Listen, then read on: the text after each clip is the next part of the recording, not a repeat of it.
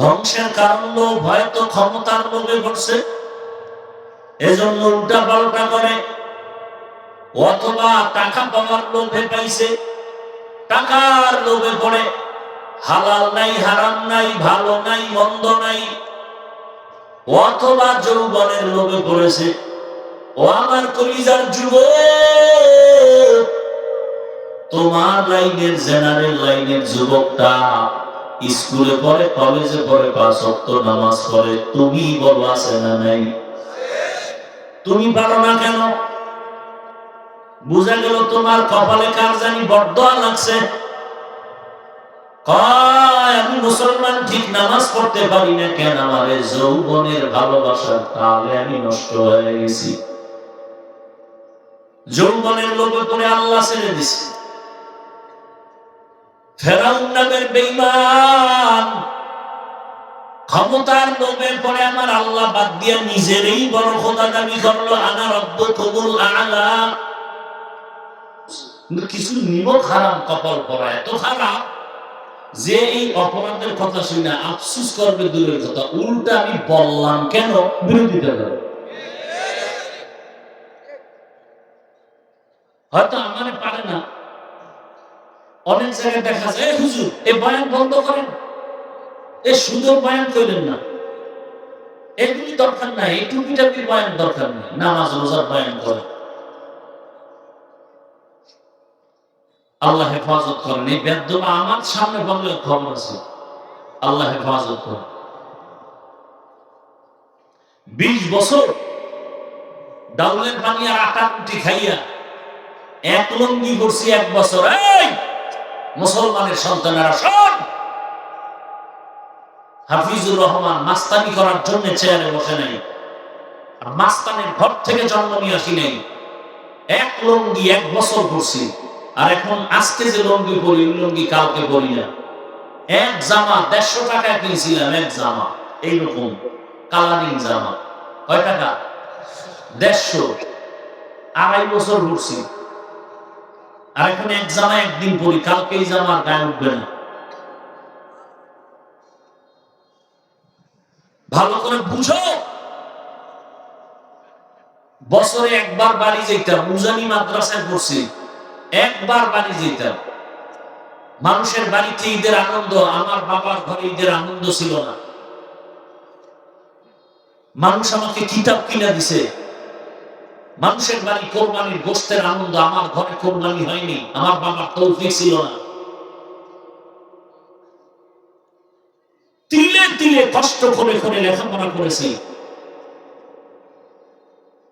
20টা বছর খাইয়া না খাইয়া মাদ্রাসায় দিত ডাল, পাতলা ডাল, পাতলা ডাল মুসুরি, তাও পোকা, আর মাপা ভাত দিত আধা বাটি, 2 বেলা, 10টায় দিত সকাল আর আসরের নামাজের পরে দিত। ওইটা ভাগ করে 4 বার খাইতাম। কি দিয়ে খাইতাম? পাতলা ডাল। আর বাড়ি গেছি, মায়ের দিছে প্লাস্টিকের ডিব্বায় ভরা পোড়া মরিচ গুঁড়া কইরা, আর 1 কেজি আধা কেজি আলু দিত গোলানো। ওই 2 মাস ভাতের মধ্যে দিতাম নাম লেখা, এরপরে সিদ্ধ করতো আর পোড়া মরিচ দিয়ে ভর্তা বানাই এভাবে খাইতাম। তাও ডেলি খাইতাম না, যে বেশি খাইলে আবার থাকবে না, টাইম বাইন্ধে দিছে, এই কয় দিনে তোমার আধা কেজি। বুঝো, এত কষ্ট করে লেখাপড়া করছি, কি শিখছি?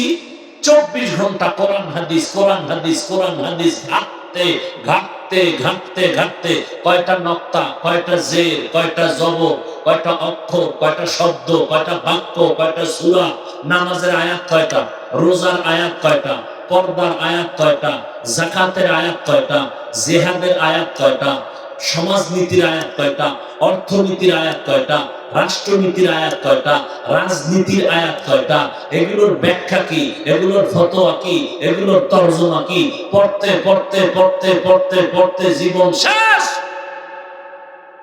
এখন স্টেজে আপনাকে পাও ধরে বয়ান করি, আর সুদখোর যদি এসে কয় এমন ভাবে বয়ান করেন, ওরে কি পরিমাণ জুতার বাড়ি দরকার।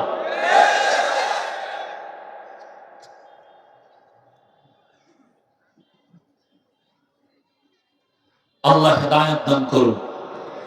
খুব ভাবেন কয়দিন আর বাঁচবেন। ভূমিকম্প হচ্ছে বারবার, সতর্ক। এই সোনার বাংলার মানুষ সাইজ করতে 1 সেকেন্ড লাগবে। ঘুমাইবেন, দেখবেন যে ভূমিকম্পের ভিতরে আপনি তাকায় দেখবেন যে চারিদিকে অন্ধকার। খুঁজার দরজাও পাবেন না, জানালাও পাবেন না। আল্লাহ এই বিপর্যয় থেকে আমার জাতিকে, দেশকে হেফাজত করেন।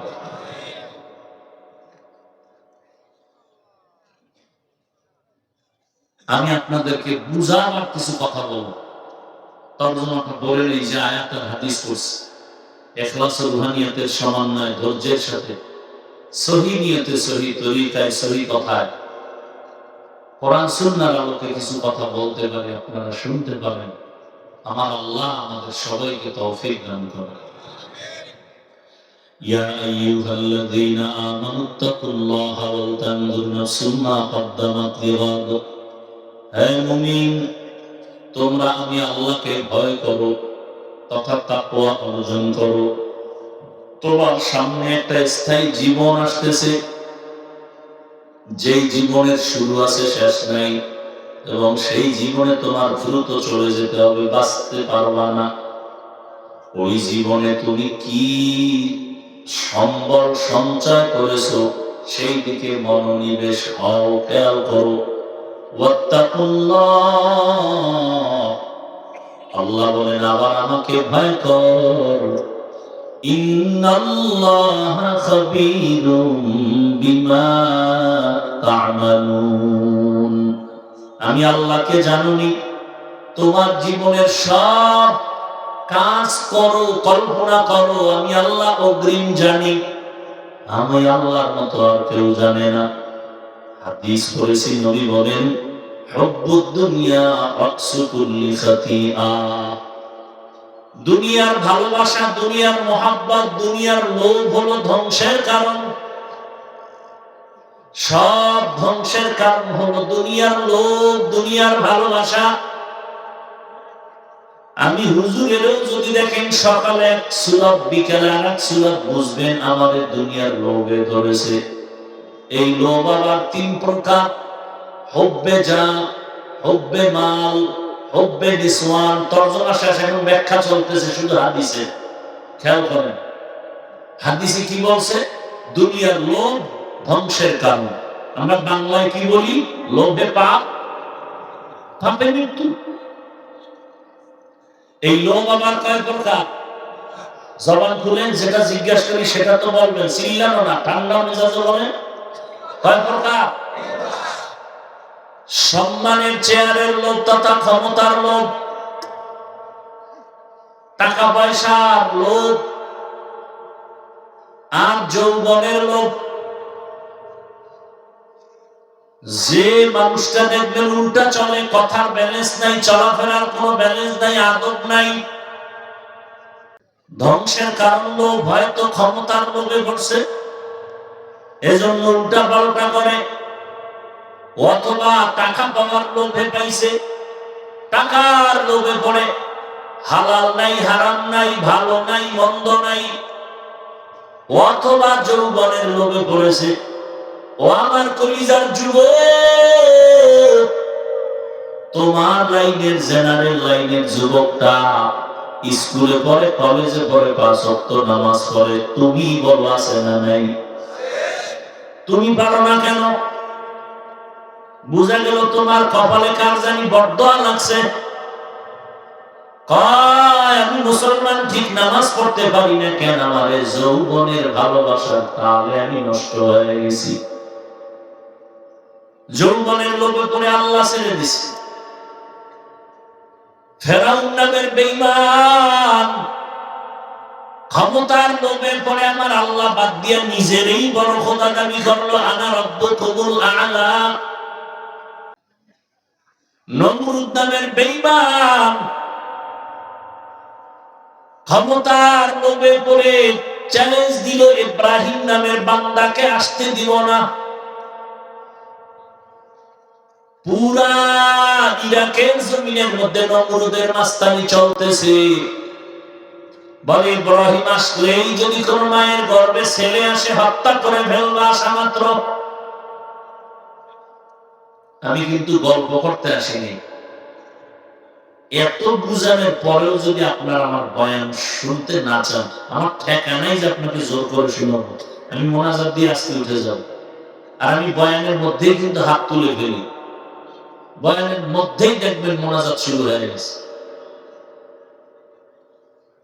আমি এই বঙ্গে খুব কম আসতে চাই, আপনাদের রগ আপনাদের মন বুঝে বয়ান করা এটা আমার অভ্যাস নেই।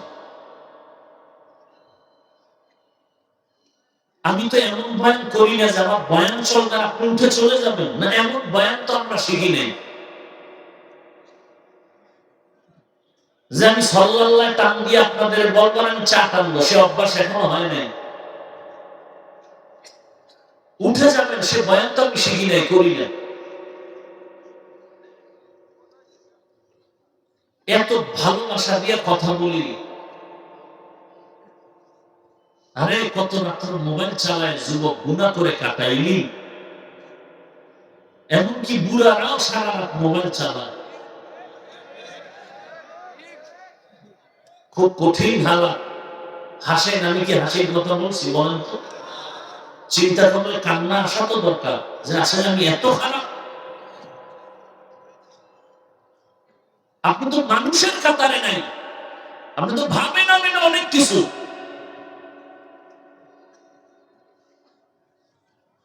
হ্যাঁ, আপনি অনেক কিছু হয়েছেন, আমি হাফিজুর রহমান মাওলানা হয়েছি, বক্তা হয়েছি, ঠিক, কিন্তু আমি মানুষ হতে পারি নাই। এবার আপনারটা চিন্তা করেন, আমারটা তো আমি বলে বললাম, আমি মানুষ হতে পারি না। হ্যাঁ, যেই মানুষ আমরা দাবি করি, আল্লাহর কসম এই মানুষ জান্নাতে যাবে না। কোন মানুষ জান্নাতে যাবে? আল্লাহ বলছেন আর রহমান আল্লামাল কোরআন খলাকাল ইনসান। এখানে যে ব্যাখ্যা আছে, এই ব্যাখ্যার মানুষ শুধু জান্নাতে যাবে। এই মাঠের মানুষ যে আমরা দাবি করি মানুষ, জান্নাত পাবো না, এই মানুষ জান্নাত পাবে না। তো আল্লাহ যে মানুষ বলছেন সে মানুষ হতে পারিনি। বক্তা হয়েছি জি, মানুষ হতে পারিনি।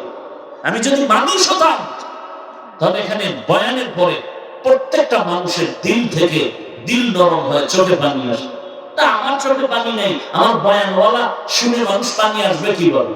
মানুষ তো ছিলেন হাকিমুল উম্মত আশরাফ আলী থানভী, মানুষ তো ছিলেন আহমদ শফি, মানুষ তো ছিলেন শাইখুল হাদিস আল্লামা আজিজুল হক, মানুষ তো ছিলেন এ জমিনের মধ্যে চরমনার সৈয়দ ইসহাক রহমতুল্লাহ আলাইহি, উজানি খান ইব্রাহিম রহমতুল্লাহ আলাইহি।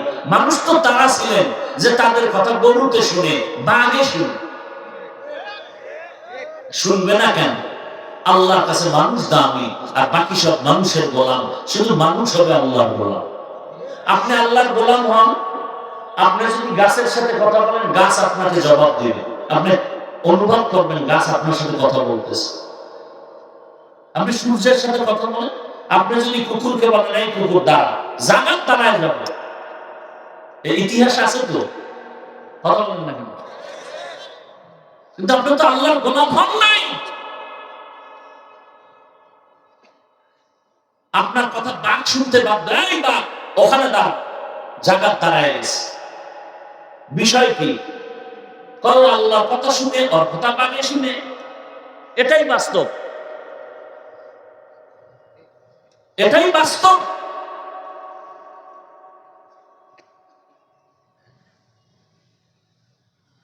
হ্যাঁ, আপনি যদি মা বাবার কথা শুনেন, দেখবেন আপনার আল্লাহ যেদিন সন্তান দিবে তারা আপনার আনুগত্যশীল সন্তান হবে। আপনি বাবার কথা শুনেন না, তো আপনার ছেলেও শুনবে না। এটাই প্রকৃতির নিয়ম।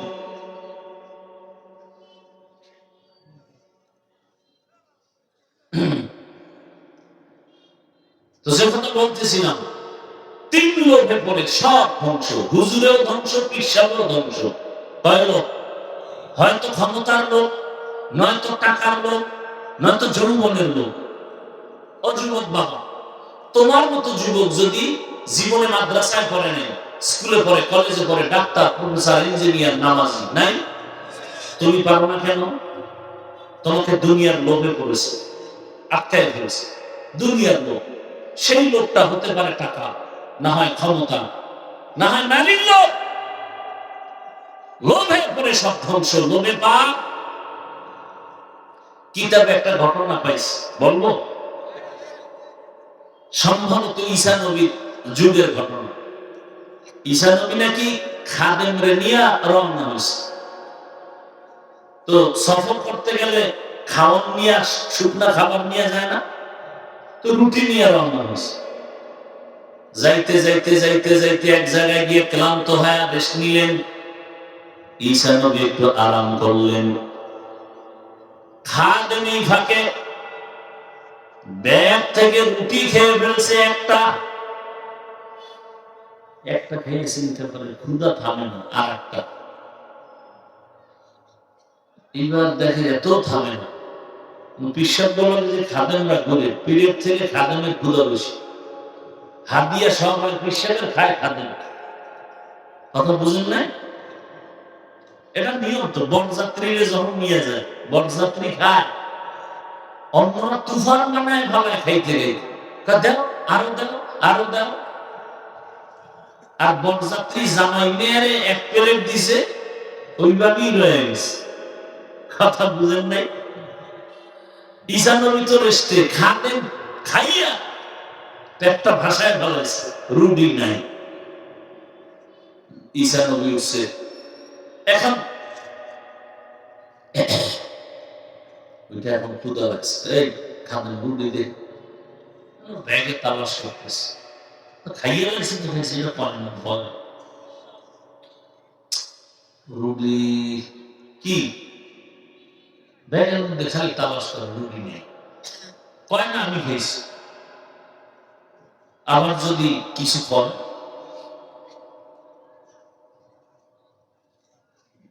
এইবার বুঝতে পারছে বলে তো হাঁটতেছে, চল বাদ দে। যাইতে যাইতে একটা নদী বসে, তো নদী পার হবে। এইবার একটা বাহন, যে কোনো এক বাহনকে ডাকছে, ইশারা করছে এদিকে আসে। বাহন মাঝি নেই, এমনি আছে, উঠে গেছে, নদী পার হয়েছে। এই খাদেম, নদী পার হয়েছি নি? কহ মাঝি আছে, কয় না। বলতে কার করলো? আল্লাহ। সে আল্লাহ ভয় পাও? কত বলতো রুটি কি খাইছে, আমি খাইনি। আমার সামনে গেছে, আমার সামনে যে বকরির পা, একটা বকরিকে ইশারা দিছে, সামনে আছে। তাই গুনাহ হয়ে যা, গুনাহ হয়ে গেছে। খাদেম লেখা জনমের মতো খা, খাওয়ার পরে আবার হাড্ডি দিয়ে এক জায়গায় গেছে, আল্লাহর হুকুমে জিন্দা হয়ে গেছে। খাদেম খাইছো? কহা দেখছো আমার বকরি জিন্দা, খাওয়া জিন্দা। কার কুদরত? কার? সে আল্লাহর সিনো। কহা তো বলতো রুটি খাইছে, আমি খাইনি। বইয়াও ভালাইছে খাই না, খাই ফেলে তো মারে। সেই মানুষগুলো কি হয়েছে বলেন তো? আর জীবনে আমি আমার এই এলাকায় সেই ব্যবহার আমাকে দিতেছেন আপনারা?